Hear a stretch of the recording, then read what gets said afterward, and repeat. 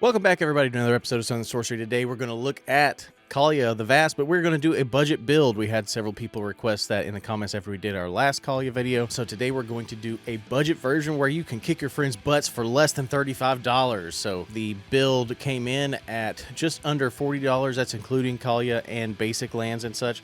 But if you take out KAALIA and the basic lands, it's under $35.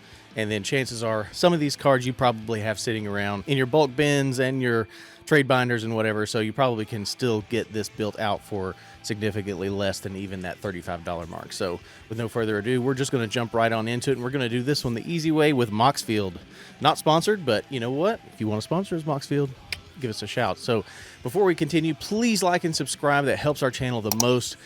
Please drop a comment down below. If it's your first time here, let us know it's your first time here. If you have any questions about the deck, jump down there and comment those. It really helps the algorithm. It helps YouTube to know who to show these videos to, and it really helps our channel grow. So thank you. And with no further ado, let's go ahead and get into the build. Okay, so first up, you probably already know what KAALIA does if you're here and you're checking this out, but just in case you don't, it is a 2/2 human cleric with flying, and whenever she attacks, you can put an angel, a demon, or a dragon from your hand onto the battlefield tapped and attacking that opponent.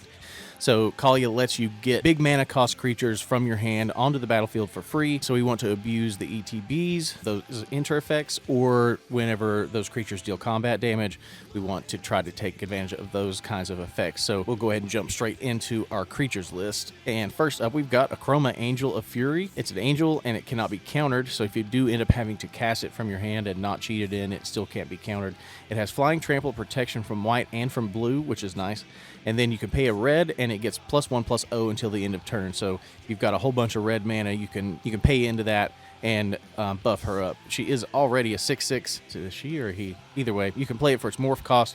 We won't do that in this deck, but you can do it, and it's fun to do in a morph deck. Next, we have Angel of Despair. It is 3 white, white, black, black for an angel with flying, and when it enters the battlefield, destroy target permanent, so some spot removal for us. We also have Arbiter of Woe for 4 black, black. It says, in addition, an additional cost to cast this spell, you have to sacrifice a creature, but if you cheat it out with KAALIA, then you don't have to pay that cost because you're not actually casting it, you're just cheating it out, so you get around that, which is really nice. And when it enters, each opponent discards a card and loses 2 life, and then you draw a card and you gain 2 life. So nice little effect there, and a one-time card draw, which is nice. We also have Archangel of Strife. It's 5 white, white for 6/6 with flying.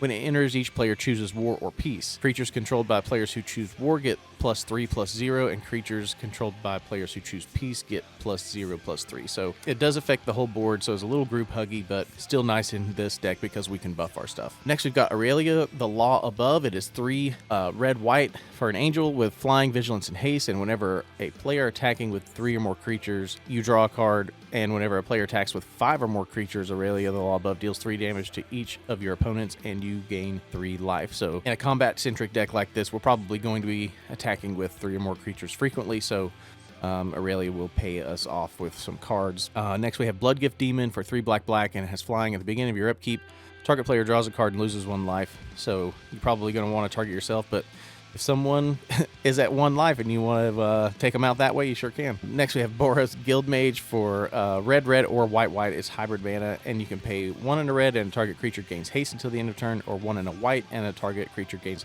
first strike until the end of turn. Next, we have Dazzling Angel for 2 and a white, and it says whenever another creature you control enters, you gain 1 life. So when we cheat out those creatures, they still enter, so we'll still gain the 1 life for those. Then we have a fun card, Decadent Dragon / Expensive Taste. So this came out in Wilds of Eldraine. It's 2 red, red for the creature side, or you can cast Expensive Taste, which is an instant kind of stapled onto it. So the instant, you would cast the instant side first, otherwise you won't get it. If you just cast it for its Decadent Dragon, then you can't also cast it for the Expensive Taste. But you exile the top 2 cards of any target opponent's library face down. You may look at and play those cards for as long as they remain exiled, so you can steal some other people's stuff.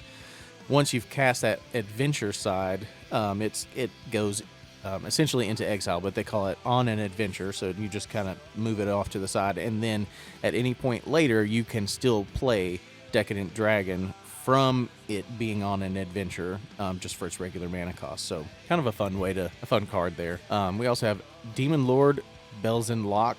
It's a Elder Demon. It's 6/6, has flying and trample, and when it enters the battlefield, exile cards from the top of your library until you exile a non-land card. Then put that card into your hand. If the card's converted mana cost is 4 or greater, you repeat this process. Demon Lord deals 1 damage to you for each card put into your hand this way. So it's a weird way to go about getting some extra cards into your hand, hopefully. Next, we have Dragon Whelp. This is 2 red for a dragon with flying, and you can pay 1 red into it, and it gets +1/+0 until the end of turn. If the ability has been activated 4 or more times this turn, you sacrifice Dragon Whelp at the beginning of the next step. Then we've got Dracoseth Maw of Flames, and it has flying, and when it attacks, it deals 4 damage to any target and 3 damage to each of up to 2 other targets. So this is really good removal. It is an attack trigger, so if you cheat it out, you will not get the attack trigger on that turn, even though the creature comes in tapped and attacking. To receive payoffs for attack triggers, they have to be declared attackers at the beginning of once you move into your combat phase. Next, we have Durgar Hedge Mage. This is 2 and hybrid white or red. For a Dwarf Shaman, when it enters the battlefield, if you control 2 or more mountains, you may destroy a target artifact. And when it enters the battlefield, if you control 2 or more planes, you may destroy a target enchantment. So some creature removal there. We also have Ganex Astral Hunter, 4 and a red for a dragon with flying, and when it enters the battlefield or another dragon enters the battlefield under your control, create a treasure token. So that's really nice to be able to make those treasures as we are cheating out dragons from our hand. We also have Geodophant of Hope. This is 1 and a white for an angel that has flying and vigilance. It's a 2/2, and it says each other angel you control enters with an additional +1/+1 counter on it for each angel they already control. And then you can tap it to add white, and you can spend this mana only to cast an angel spell. Next, we have Gwalion Hedge Mage. This is a hag wizard. When it enters the battlefield, if you control 2 or more planes, you may put a 1/1 white Kithkin soldier creature token onto the battlefield. If it enters the battlefield and you control 2 or more swamps, you may put a -1/-1 counter on target creature. Next, we have Harvester of Souls, 4 black for a demon with death touch, and whenever another non-token creature dies, you may draw a card. So notably, not just your creatures, any non-token creatures, when they die, you can draw a card. So that could potentially be a whole bunch of cards. We also have splurged a little bit here on Ishin Two Heavens as 1. If a creature attacking causes a triggered ability of a permanent you control to trigger, that ability triggers a second time. So double up triggers for KAALIA. So instead of cheating 1 creature in from your hand, you can cheat in 2. Next, we have Karmic Guide. This is 3 white for an angel spirit. It has flying and protection from black, and then it has Echo, which its Echo cost is 3 white. And at the beginning of your upkeep, if this came under your control since the beginning of your last upkeep, sacrifice it unless you pay its Echo cost. When Karmic Guide enters the battlefield, return target creature card from your graveyard to the battlefield. Then we have Lightkeeper of Emeria. This is 3 and a white for an angel with a multi-kicker. And that means you can pay a kick cost as many times as you want to, and the kick cost is a single white mana, and it says when it enters the battlefield, you gain 2 life for each time it was kicked. Then we have Oros the Avenger. It is a dragon for 3 white, red, black, and it says whenever it deals combat damage to a player, you may pay 2 and a white, and if you do, it deals 3 damage to each non-white creature. So potentially a board wipe in our favor. We also have Orzhov Guildmage, a human wizard, for 2 hybrid mana, white or black. And then you can pay into it 2 and a white, and target player gains 1 life, or 2 and a black, and each player loses 1 life. We do have a good amount of ways to gain life here, so potentially you could pay into this a few different times and really bring the table down. Next, we have Runescarred Demon for 5 black. As flying, when it enters, search your library for a card, put that card into your hand, and then shuffle. So a good tutor there. We also have Sarah Angel. It has flying and vigilance, and is a 4/4 classic angel. We also have Shattered Angel. It has flying, and whenever a land enters the battlefield under opponent's control, you may gain 3 life.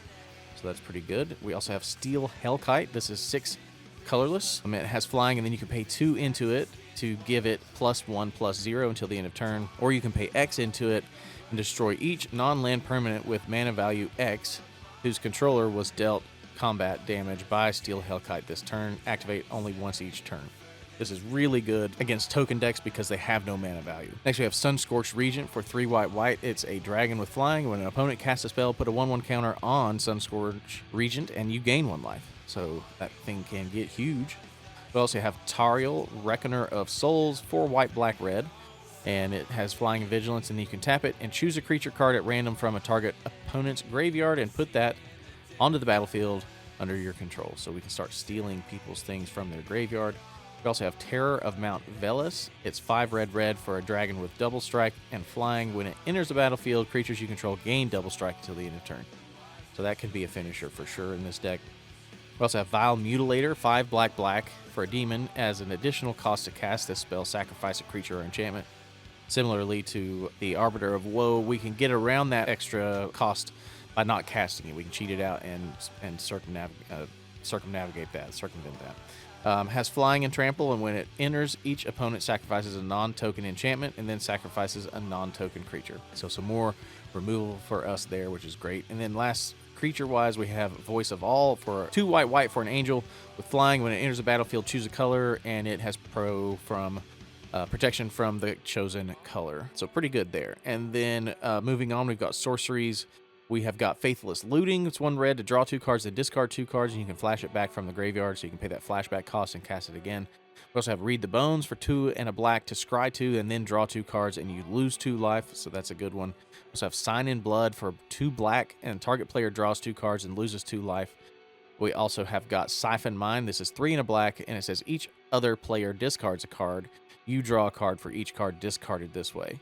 And then lastly, under sorceries, we've got Vindicate, which is 1 white, and 2 destroy a target permanent. So we've got quite a bit of card draw here, a little bit of removal. Moving on to instants, we've got Bathe in Light. This is 1 and a white for an instant that has radiance, and you choose a color, and then a target creature, and each other creature that shares a color with it gains protection from the chosen color until the end of turn. So this is just some protection for our commander, most likely, but it could be used in a pinch on something else. We've also got Chaos Warp, so some spot removal for 2 and a red. The owner of target permanent shuffles it into their library and then reveals the top card of their library, and if it's a permanent card, they put it onto the battlefield. So you give and you take away.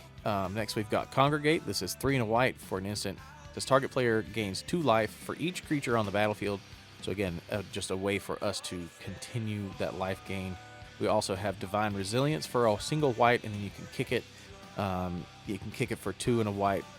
And it says target creature you control gains indestructible until the end of turn.